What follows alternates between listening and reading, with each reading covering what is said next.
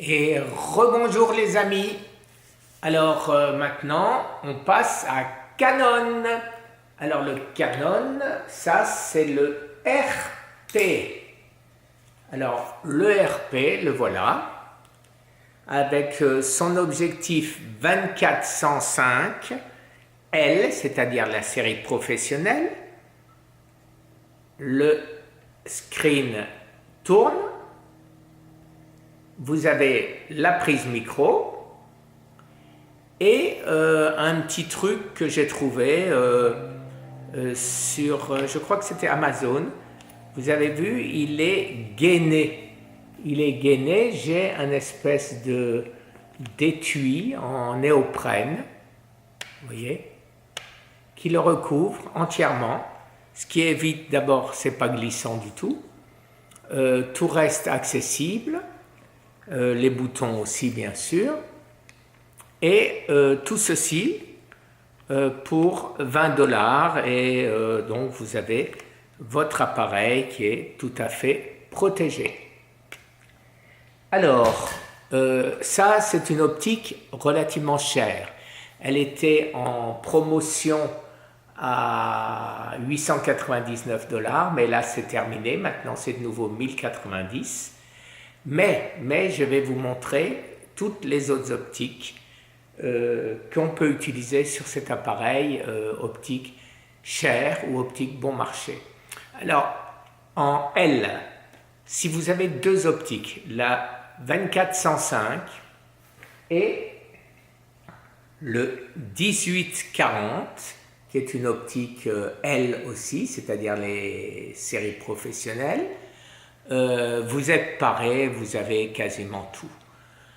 Et cet appareil est relativement bon marché puisqu'il coûte 1200 $. Et c'est le full frame, c'est-à-dire le 24-36, le moins cher que vous puissiez trouver. La qualité est très bonne, l'ergonomie est très bonne, il n'y a rien à dire. Il n'y a pas quelques avantages qu'ont le Lumix équivalent, qui n'est pas équivalent, qui coûte beaucoup plus cher, ou le Sony qui coûte beaucoup plus cher.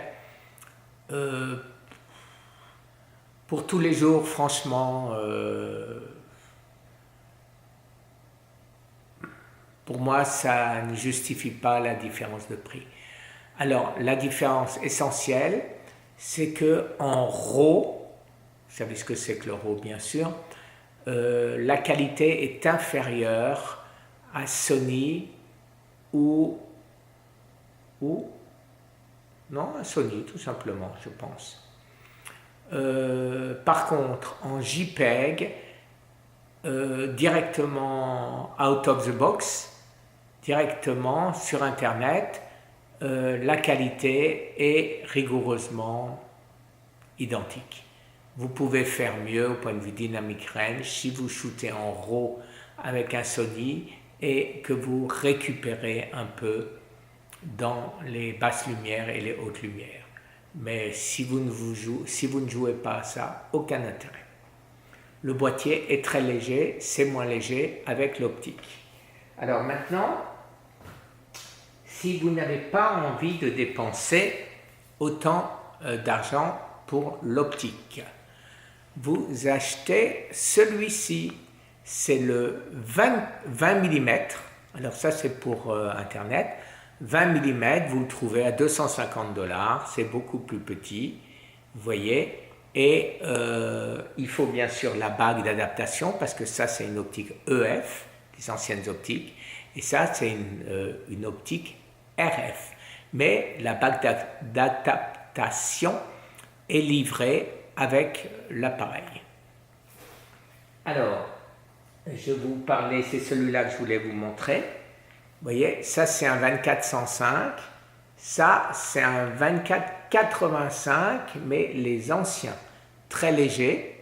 Et donc, si vous ne voulez pas celui-ci, vous vous limiterez à 85 au lieu de 105, mais une centaine de $, 900 $.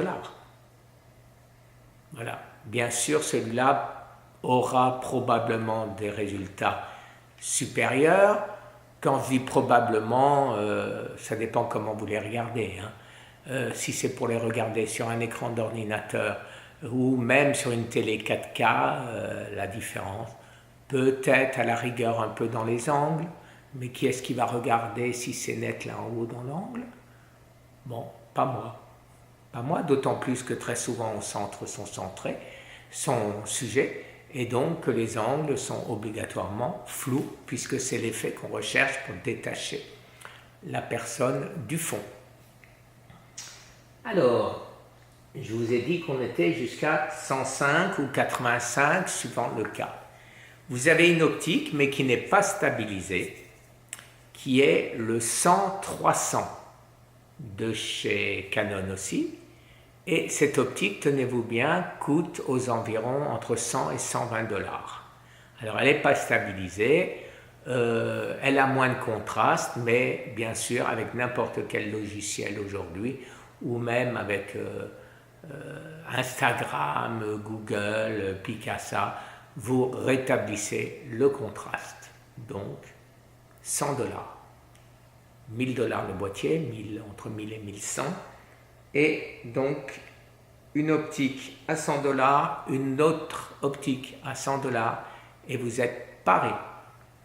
Alors, si vous voulez encore faire mieux, vous achetez les vieilles optiques. Il y a un rond rouge, hein, c'était des tricheurs à l'époque, Sigma, pour laisser entendre, laisser croire qu'il s'agit de L, c'est-à-dire les optiques professionnelles de chez Canon. Mais c'est le 28-300. Le 28-300, c'est une vieille optique, vous la trouvez aux environs de 100 $ sur eBay.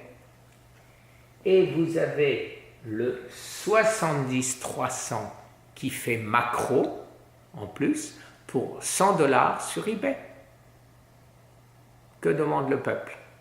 Et vous aurez toujours l'occasion d'acheter plus tard les vraies optiques L, comme celui-ci, vous voyez, qui est une optique parfaite, mais je ne vais pas être vulgaire, mais c'est de l'an de mouche, hein, parce que le résultat, c'est quand vous êtes sur votre ordinateur, vous grossissez, waouh, c'est toujours bon, et vous grossissez, waouh, c'est toujours bon. Mais après, quand vous postez la photo ou vous la regardez en entier ou à peine un peu recadrée. Et à ce moment-là, aucune différence. Je suis un casse-pied. Il y a plein de gens qui m'en veulent parce que je dis ce que je pense. Ils viennent de dépenser 1000 $ dans un objectif.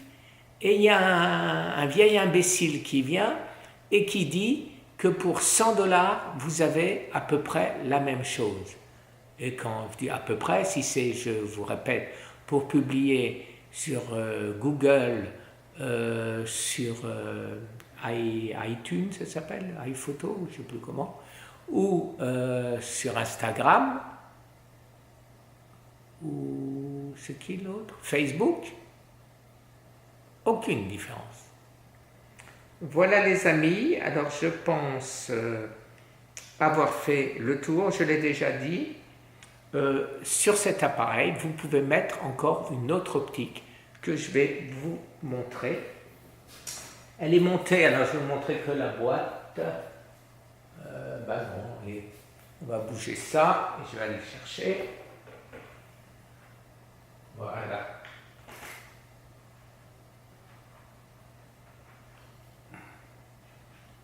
Ce sera notre vidéo de tout à l'heure, mais en attendant, je vais essayer de ne pas faire de dégâts. Voilà, alors cette optique, c'est le Syrix, qui est un 15 mm. Alors, il a l'avantage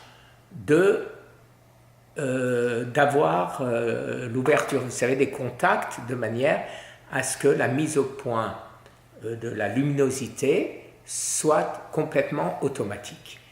Et il a un avantage extraordinaire quand on se promène dans la rue et qu'on veut faire des photos de ville. Habituellement, quand vous faites des photos de ville, vous allez vous mettre j'exagère, vous voulez que ce soit net entre 1 mètre et l'infini.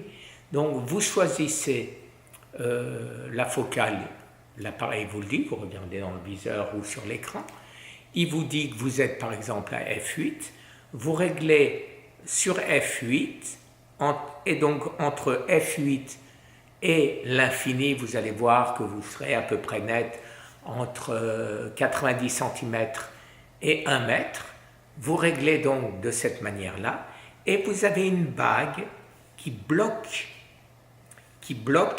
et donc vous n'avez plus rien à toucher, vous promenez, vous déclenchez, tout est toujours net. Quand vous voulez maintenant faire une vidéo, eh bien, vous avez vu que des fois, comme c'est arrivé dans ma première vidéo avec le petit Sony, la lumière a changé. La lumière a changé, donc paf, tout à coup, vous voyez pourquoi. Est-ce qu'il y a une baisse de tension? Est-ce que l'appareil a réfléchi à changer l'exposition? On n'en sait rien. Le résultat est que la lumière a changé. Alors, quand on fait une vidéo, on préférait que ça ne bouge pas. Donc, qu'est-ce que je fais avec une optique comme ça? Je me mets, qu'on peut faire d'ailleurs exactement pareil avec les appareils automatiques, mais il faut se mettre sur manuel à ce moment-là.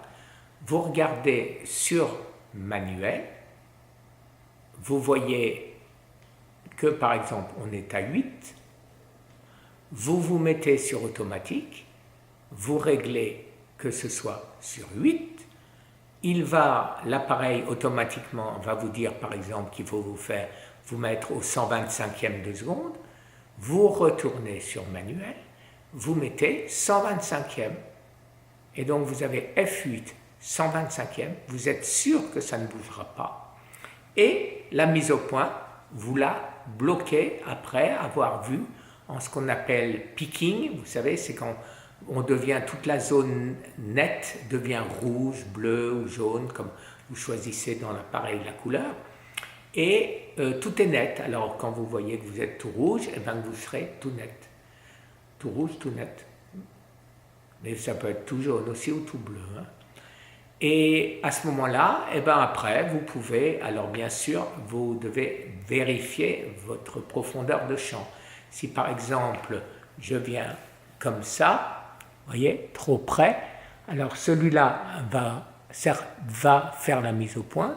Si maintenant, je recule loin, quand vous êtes en automatique, il fera la mise au point. Mais quand vous êtes, par exemple, assis à un bureau à expliquer, à montrer quelque chose, ça ne bouge pas. Et personnellement, je préfère être tranquille, avoir quelque chose qui ne va pas bouger du tout, que la lumière qui fluctue à cause d'une baisse de tension ou quoi que ce soit. Cette optique existe dans deux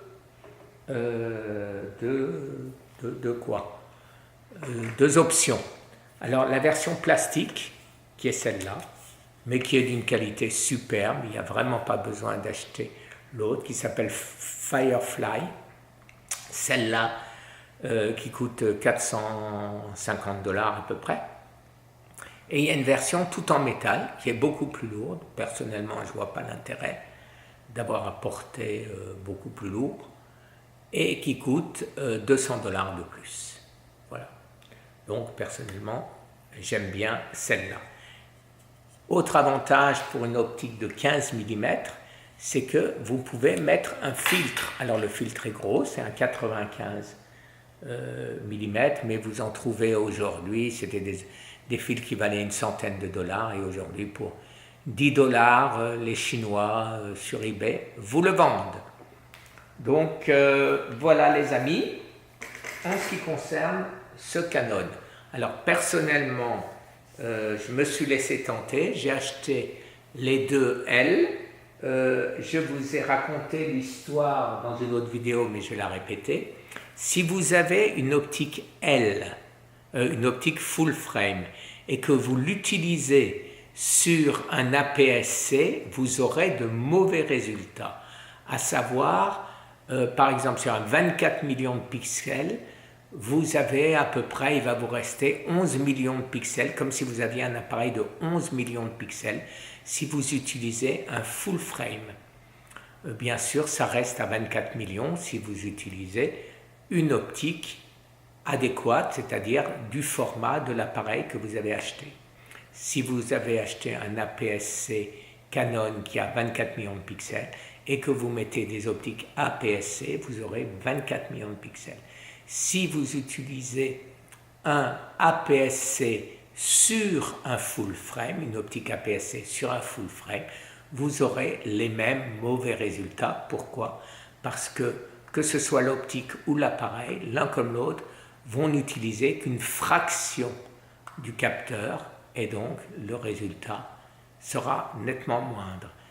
Je vous avais raconté qu'il y a des années, peut-être 10 ans, parce que cette optique existe depuis longtemps, j'avais acheté donc ce 1740 que j'avais revendu, très déçu. J'avais à l'époque le Canon 7D qui était un appareil extraordinaire et les résultats étaient déplorables. Déplorables, j'exagère, hein. Mais les résultats n'étaient pas meilleurs qu'un très bon téléphone, à peine. Alors que cette optique est une optique professionnelle que tous les photographes utilisent pour les mariages. Vous n'avez jamais vu dans les photos professionnelles de mariage de résultats, ou alors le photographe il est vraiment mauvais, hein, parce que contrairement à ce qu'on dit souvent, l'appareil fait quand même beaucoup. Si vous avez un appareil qui sait calculer la mise au point, qui sait calculer la luminosité, vous aurez bien sûr une nettement meilleure photo qu'un appareil qui ne sait pas le faire. Alors si vous utilisez en manuel, à ce moment-là, tous les appareils, si vous savez le faire, tous les appareils vous donneront le même résultat. Alors, autre chose de très important sur ce Canon RP, il a ce qu'on appelle le système Dual Pixel, c'est-à-dire la mise au point est rapide, précise et efficace. Il a en plus le eye tracking, c'est-à-dire que quand vous regardez à travers l'objectif, à travers l'appareil, vous allez voir un petit cadre, une ligne, tout comme le Lumix et tout comme le Sony qui est le maître absolu là-dedans, mais Canon n'est pas très loin. Il vous trouve ni Lumix, d'ailleurs les derniers avec les derniers firmware, ils sont tous bons, papa, pinaillés. C'est-à-dire qu'ils visent l'œil. Alors en visant l'œil, j'ai toujours dit que l'avantage quand on utilise un peu en amateur un appareil, les photos de famille, on veut de très bonnes photos quand même, l'avantage revenait au micro 4 tiers. Pourquoi? Parce que vous avez une profondeur de champ qui est supérieure de par le fait que le capteur est beaucoup plus petit, 4 fois plus petit en surface. Alors, ça fait que avec un micro forceur, que l'appareil fasse la mise au point sur mon nez ou sur mon oreille, avec un téléobjectif, mon visage sera net en totalité.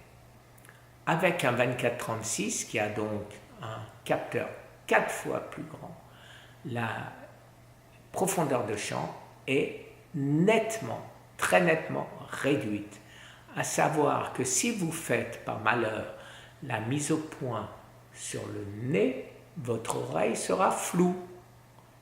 Et c'est pourquoi ces appareils ont développé la mise au point sur l'œil, puisqu'à ce moment-là, quelle que soit la manière dont vous vous mettez, il change d'œil automatiquement et vous aurez l'oreille nette et le nez net, ce qui n'était pas le cas il y a quelque temps.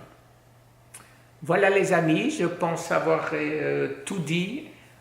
Cet appareil, ce Canon RP est un excellent appareil. Il fait en plus 26 millions de pixels alors que les autres font 24 millions de pixels. Je ne vais pas dire que vous verrez une différence, c'est pas vrai, mais par contre vous pourrez rentrer, c'est-à-dire cropper dans la photo un peu davantage si vous voulez recadrer. Voilà les amis, alors il restera pour tout à l'heure le gros morceau, à savoir Sony, et surtout mon dernier cadeau vu mes résultats. Vous savez de quoi je parle? Vu mes résultats, eh ben ça y est, je me suis offert le dernier Sony 61 millions de pixels. Très bonne journée, à tout à l'heure. Le matin arrive, il doit être 6h30, quelque chose comme ça. Voilà, à tout à l'heure donc pour cette dernière vidéo sur Sony. Alors, je vais en faire deux pour Sony. Je vais faire les Sony RX, vous savez, les tout petits. Et, oh, j'ai oublié un Canon. Eh bien, heureusement que vous n'êtes pas encore parti, hein. Autrement, vous ne l'aurez pas vu. Un moment, je reviens.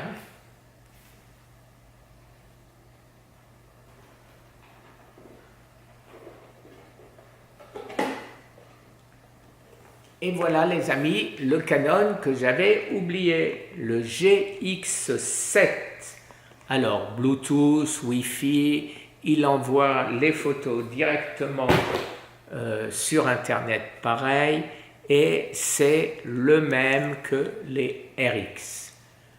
Vous voyez, avec un écran, on le retourne, on se voit, etc. Alors, voilà. Il a comme avantage d'avoir aussi la prise micro. Alors, si vous êtes dehors, qu'il y a du vent, eh ben, vous n'aurez pas de bruit si vous mettez un gros micro comme ça, ou même un plus petit micro, ou le lavalière, vous savez. Voilà, alors celui-là, il lui faut un petit pied ou quelque chose. Le lavalière qui s'accroche ici, c'est le micro-cravate. Eh bien, vous n'avez rien besoin du tout. Alors, à ce sujet, des fois, vous avez des micros qui ont une sensibilité un peu trop importante.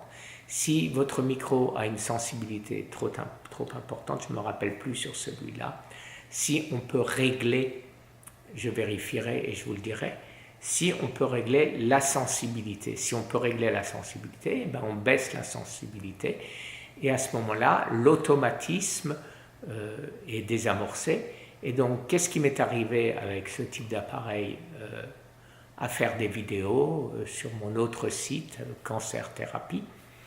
On croyait que j'habitais sur un aéroport. Et en fait, c'était quoi? C'était la tondeuse du voisin qui était très loin. C'est la pompe de piscine qui me faisait un bruit de fond infernal. Tiens, vous voyez là, qu'est-ce qu'il m'a fait? Il rechange. Vous voyez, ça fait 2 fois qu'il rechange. Voilà, encore une 3e fois. Je ne sais pas pourquoi il me fait ça. Bon, à moins que ce soit un défaut, une 4e fois. Voilà, alors où il cherche, où il hésite entre deux diaphragmes, 2 ouvertures, et à ce moment-là, eh ben, il passe de l'un à l'autre, et après il s'arrête sur l'une. Et voilà, il est revenu en arrière, et il est revenu. Voilà. Donc, alors, où c'est un défaut de l'appareil? C'est un Sony RX5V, celui avec lequel je suis en train de filmer. Je vais en essayer un autre, parce qu'on a la chance dans notre équipe, on en a plusieurs qui en ont. Et donc, je verrai ce qui se passe, si c'est l'appareil, ou si c'est... donc, bon, je vais rien toucher, je vais laisser la même lumière, et je vais mettre l'autre appareil à la place. Voilà les amis, donc alors celui-là, l'avantage par rapport au dernier Sony qui a aussi le micro, c'est que celui-ci ouvre à 1.8 alors que le Sony, lui, n'ouvre qu'à 2.8. Mais le Sony va jusqu'à 200 mm alors que celui-ci ne va que jusqu'à 100 mm ou 120 mm, je ne me rappelle plus exactement. Voilà les amis, et ben, j'espère que je n'aurai pas trop de soucis avec variantes, mais je mets quand même la vidéo, comme ça vous verrez si c'est, je vous dirai plus tard si c'est un défaut de cet appareil en essayant un autre pour Sony. Merci, une très bonne journée les amis. Au revoir.